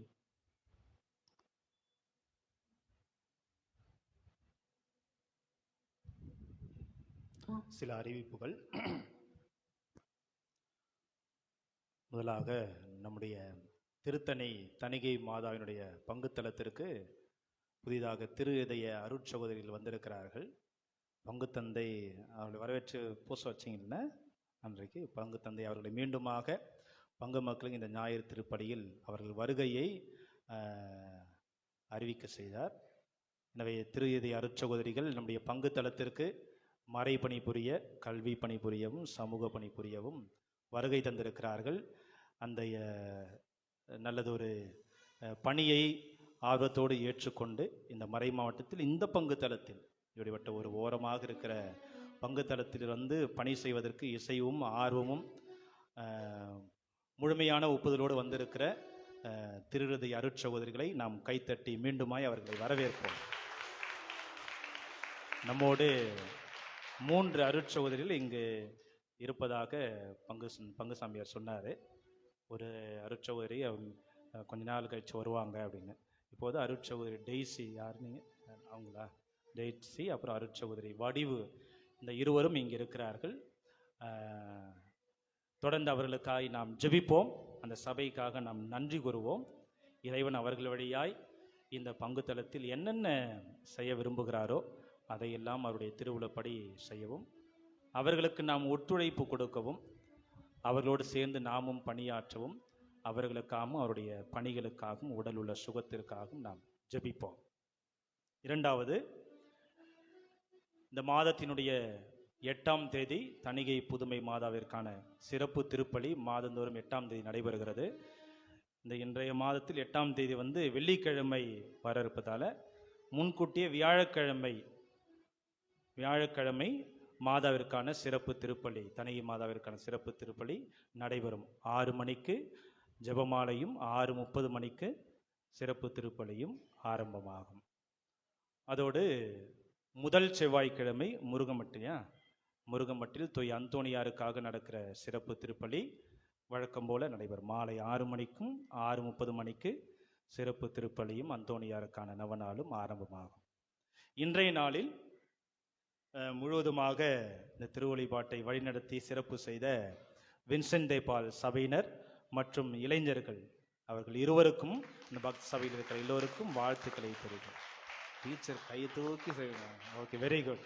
நல்லா சரி, சூப்பராக பண்ணாங்களா? சரி சரி, பாடல் நல்லா பண்ணாங்கன்னா ஒரு ஓகே, ஸ்பெஷல் கைத்தல் ஆஃபர் இன்னைக்கு. Very good. என்கரேஜ் பண்ணுறாங்க பெரியவங்க, நல்லா பாடுங்க, இன்னும் நல்லா பாடணுன்றதுக்காக. ஓகே, வெரி குட், நல்லா பாடினீங்க, very good. Joel, very good, நல்லா வாசிட்டேன். அடுத்து வின்சென்ட் தே பால் சபையில் இன்னைக்கு இந்த படங்கள்லாம் வச்சு புனிதருடைய இன்ஸ்பிரேஷன் நம்மளுக்கு கொடுத்துருக்குறோம். சும்மா வைக்கல, சும்மா எங்கே இருக்குது ஒரு நாள் எடுத்து வைக்கலான்னு இல்லை. இதை பார்த்து நீங்கள் பெரியவங்களான ஒரு பணி இந்த சபையில் பக்த சபையில் சேர்ந்து பணிபுரியணும். சும்மா சரியா, வெறும் யூத்தாக இருக்கும் மட்டும் நல்லா இருந்துட்டு ஜாலியாக இருந்துட்டு சீன் போட்டு, இல்லை உங்களுடைய பாஷையில் சொல்கிறாங்க தப்பா இல்லை, நல்லா ஜாலியாக இருந்துட்டு நல்லா டெக்கரேட் அது இது நல்லா வேலைலாம் பண்ணிட்டு பாட்டு பாட்டு இப்படியே கல்யாணம் பண்ண உடனே போய் உக்காந்துக்கிறது இல்லை, ஆயா மாதிரி உக்காந்துக்கிறது இல்லை. நம்மளும் இதான், நம்மளுக்கு அடுத்த பணியில் எங்கே போய் நம்மளுக்கு பங்குத்தனம் கொடுக்குது, மரியாயின் சனையா வின்சென்ட் தே பால் சபை, அதில் போய் சேரணும். சரிங்களா சரிங்களா, அதுக்கு தான் இந்த படங்கள்லாம் நம்மளுக்கு வச்சு ஒரு இன்ஸ்பிரேஷன் கொடுக்குறாங்க நம்ம பங்கில் இருக்கிற பெரியவர்கள். சரியா? ஆக இன்றைய நாளில் அப்படிப்பட்ட ஒரு நல்ல பணியை செய்கிற வின்சென்ட் தே பால் சபை நிறைய உதவிகள்லாம் செஞ்சிருக்கிறத நான் கேள்விப்பட்டேன்.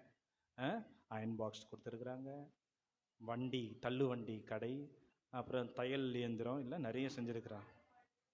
ஆடு மாடு வேற நிறைய செஞ்சுருக்கிறாங்க. அப்படிப்பட்ட ஒரு நல்ல உள்ளங்கள், அவங்களுடைய பங்களிப்பும் சேர்த்து மறை மாவட்ட பங்களிப்பும் சேர்த்து செஞ்சிருக்கிறாங்க. உண்மையிலே வரவேற்கத்தக்கது. தொடர்ந்து செய்ய அவர்களுக்காக மீண்டும் கைத்தட்டி. ஏன்னா இந்த கொரோனா பெருந்தொற்றில் கிடைக்கிறதே கொஞ்சம் தான் இல்லை, அதில் அவன் புள்ள குட்டிக்கு அட்மிஷன் பண்ணணும், ஃபீஸை கட்டணும், சாப்பாடு போடணும், வாரத்தில் ஞாயிற்றுக்கிழமை பிரியாணி போடணும் வீட்டில், இல்லை அவன் பிள்ளைங்க விட மாட்டாங்க. அவ்வளோ இருந்தும் ஒரு உதவி பங்களிப்பு, அது நல்ல ஒரு செயல்பாடு. தொடர்ந்து நீங்கள் செய்வதற்காக உங்களுக்காக நான் ஜெபிக்கிறேன். உங்கள் குடும்பங்களை இறைவன் ஆசீர்வதிக்காமல் ஜெபிக்கிறேன். இன்றைக்கு திருப்பலி முடிந்ததுமே யூத் அவங்க இன்னும் கொஞ்சம் செயல்பாடுகள்லாம் வச்சிருக்கிறாங்க. தியானம், மறை மாவட்டத்திலிருந்து கத்தோலிக்க மறைபரப்பு விசுவாச மறுமலர்ச்சி இயக்கம், அந்த உறுப்பினர்கள் நம்முடைய இளைஞர்களுக்கு ஒரு நாள் முழுவதுமாக ஒரு மதியம் வரைக்கும் அவர்களுக்கு தியானங்கள், ஆராதனை மற்றும் ஊக்கத்திற்கான ஒரு கருத்து பகிர்வு எல்லாம் இன்னைக்கு செய்கிறாங்க. ஆக இன்னைக்கு முடிச்சுட்டு திரும்ப சப்ஸ்டேஷனுக்கு போயிட்டு இளைஞர்கள்லாம் என்ன பண்ணாங்க, புள்ள பிடிக்க போகிறாங்க. தெரியுதா? சாமியாருங்க சிஸ்டம் மட்டும் போயிட்டு சாமியாருங்க சிஸ்டம் ஆகிறதுக்கு போய் கஷ்டப்படுறாங்கல்ல, வீட்டில் இந்த பொண்ணு கூட இந்த பொண்ணு, நீங்களும் போங்க. Very good. பங்கு சாமியார் உங்கள் மூலயமாவே உங்கள் ஊர் பசங்களை திரட்டுங்க அப்படின்னு சொல்லிக்கிறாரு. போங்க, போய் ஊர் ஊராக போயிட்டு யூத்துக்கு வாங்கடி அப்படின்னு கேளுங்க. சரிங்களா? பிள்ளைங்க தான் எல்லாம், அவங்க மட்டும் வாங்கடான்னு சொல்லுதான் உங்களுக்கு மட்டும் சொன்னதுவா? போயிட்டு பிள்ளைங்களை கூப்பிடுங்க, சந்தோஷமாக கூப்பிடுங்க. பிள்ளைங்களை நீங்களும் அனுப்பணும். போமா, போ, பாட்டு பாடு, போய் எதனா ஒரு நல்ல உதவி செய்ய, இளைஞர்களுடைய மீட்டிங்க்கு பங்கெடுத்துக்கோ, கலந்துக்கணும். பிள்ளைங்களும் நீங்களும் வரணும். சும்மா உட்காந்து ஃபேஸ்புக்கு வாட்ஸ்அப் இதே நோண்டிக்கின்னு மேக்கப் திங்ஸ் ஆர்டர் பண்ணிக்கின்னு இல்லை, வெறும் படிப்பு மட்டும் அப்படியும் இல்லை, இதுவும் நமக்கு தேவை. சரியா? ஆக இன்றைய நாளில் இளைஞர்கள் உங்கள் வீடுக்கு வரும்போது ஆதரவு கொடுங்க, வாடா எப்பான்னு கூடுங்க. அவனும் பங்கு பையில தான், எவனோ யார் 10 பிள்ளையோ பாவம் வருது, அவனே கத்திட்டு அவனே ஓட்டம் ரூபக்கு அப்படின்னு நினைக்கப்போம்ல. அப்படி இல்லை, நம்ம பிள்ளைங்க தான் வராங்க. நம்ம பிள்ளைங்களோட சேர்ந்து செய்யறதுக்கு பிள்ளைங்களை அனுப்ப சொல்றாங்க. இசைவு தாருங்க. உங்களுக்கு மட்டும் சொல்றேன், இந்த டிவியில் சில வீடியோவில் சில பேர் பார்ப்பாங்கல்ல, எங்க பார்க்குறேன், நானும் பார்க்குறேன் சில டைம் பசங்க போதெல்லாம் 5 பேர் 6 பேர் 12 பேர் அவ்வளோதான். இதுக்கு மெனக்கட்டு ஃபாதரு ரூபக்கு ஒயர்லாம் காலிலிருந்து எடுத்துக்கின்னு போட்டுக்கின்னு போய்க்கின்னு சும்மா இல்லை, அவன் டேட்டா வேஸ்ட் ஆகுது இல்லையா? இல்லை, இன்டர்நெட் டேட்டா எல்லாருக்கும் தெரியல. அவனுடைய டேட்டா என்ன எதுனாலும் பண்ணியிருக்கலாம் அந்த டேட்டாவை வச்சு அவன். ஆனால் அந்த டேட்டாவை வச்சு பூசையை பகிரத்துக்காக அவன் அவ்வளோ டேட்டா செலவு பண்ணுறானே, அதுவும் ஒரு தியாகம் தான், சும்மா இல்லை. உட்காந்துட்டு உங்களை எல்லாம் நல்லா அழகாக காமிச்சிக்கின்னு எல்லாரையும் பார்த்து. ஆனால் எவ்வளோ பேர் நம்ம பார்க்குறோம், நம்ம குடும்பத்தில் நம்ம பங்கில் எவ்வளோ பேர் அதுக்கு நம்ம என்கரேஜ் பண்ணுறோம். ஸோ அந்த வழியாக பார்க்குற குடும்பங்களுக்கு இன்றைக்கி சொல்கிறோம், போயிட்டு குடும்பங்களுக்கு அவங்க என்ன சொன்னாலும் பரவாயில்ல, இன்ட்ரெஸ்டோடு போங்க, பிள்ளைகளை கூப்பிடுங்க, யூத் பசங்களை யூத் பசங்களை அனுப்புங்க. நல்லா செய்யணும், நிறைய செய்யணும். இன்னும் நிறைய செய்கிறாங்க, இன்னும் நிறைய செய்யணும். இன்னும் நிறைய ஆக இன்றைய நாளில் மீண்டுமாய் சிறப்பித்த இளைஞர்களுக்கும் வின்சென்ட் தேபால் சபையினருக்கும் வாழ்த்துக்கள். தொடர்ந்து நீங்கள் செய்ய உங்களுக்காக நான் ஜெபிக்கிறேன். பங்குசாமியாருக்காக ஜெபம் பண்ணுங்க. படுக்க வச்சிட்டிங்க வேற. பொன் விழா கொண்டாடினீங்க, படுக்க வச்சிட்டிங்க. குட். டயர்டாக இருக்காரு. அவருக்காக ஜெபி. ஒன்றும் இல்லை, வேக்சின் ஊசி போட்டதால தான். ஓகே, தொடர்ந்து அவருக்காகவும் நாம் ஜெபிப்போம். தொடர்ந்து நாம் செய்கிற நல்லது அரும் பணிகளையும் நாம் செய்வதற்கு முயற்சி செய்வோம். அதிகமாக ஆர்வத்தோடும் எழுந்து நிற்போம்.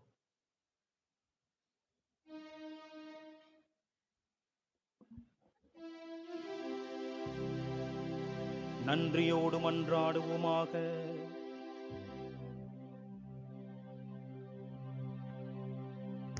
எல்லாம் வல்ல படைத்தவராகி இறைவா,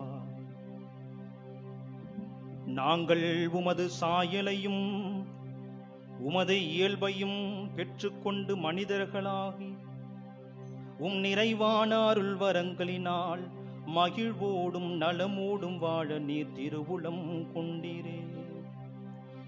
நீர் விரும்புவதை போல ஆண் பெண் நாங்கள் ஒற்றுமையுடனும் சமத்துவத்துடனும் சகோதரத்துவத்துடனும் வாழ்ந்து நீர் விரும்புகிற நல்லதொரு இறையாட்சியை இவ்வுலகில் படைத்திட எங்களுக்கு வேண்டிய அருள் வரங்களை தந்து நாள்தோறும் நல்வழியில் நடத்துவீராக. எங்கள் ஆண்டவராகிய கிறிஸ்து வழியாக உம்மை மன்றாடுகின்றோ.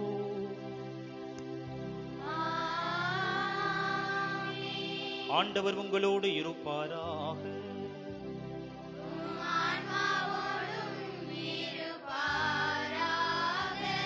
எல்லாம் வல்ல இறைவன் தந்தை மகன் தூயாவியார் நம் அனைவரையும் நிறைவாக ஆசீர்வதிப்பாராக.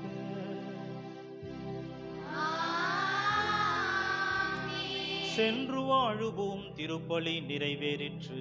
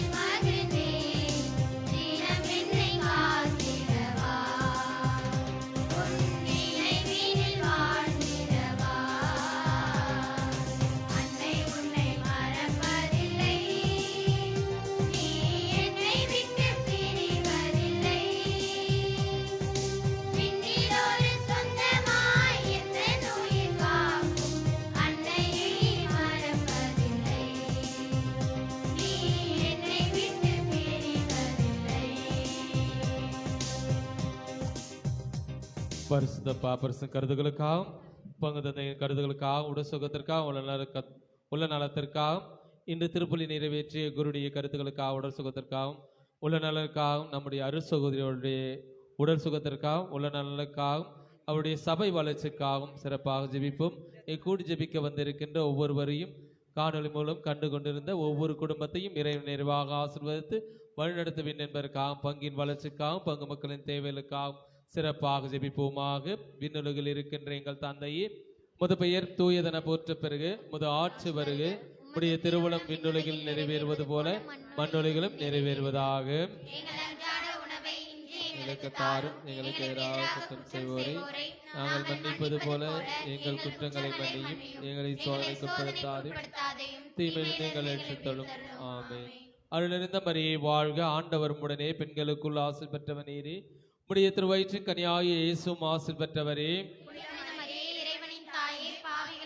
எங்களுக்காக இப்பொழுதும் எங்கள் இறப்பின் வேளை வேண்டிக் கொள்ளும். ஆமென். தந்தைக்கும் மகனுக்கும் தூய ஆவியாருக்கும் மாட்சிமை உண்டாவதாக. தொடக்கத்தில் இருந்தது போல இப்பொழுதும் எப்பொழுதும் என்றென்றும் இருப்பதாக. ஆமென்.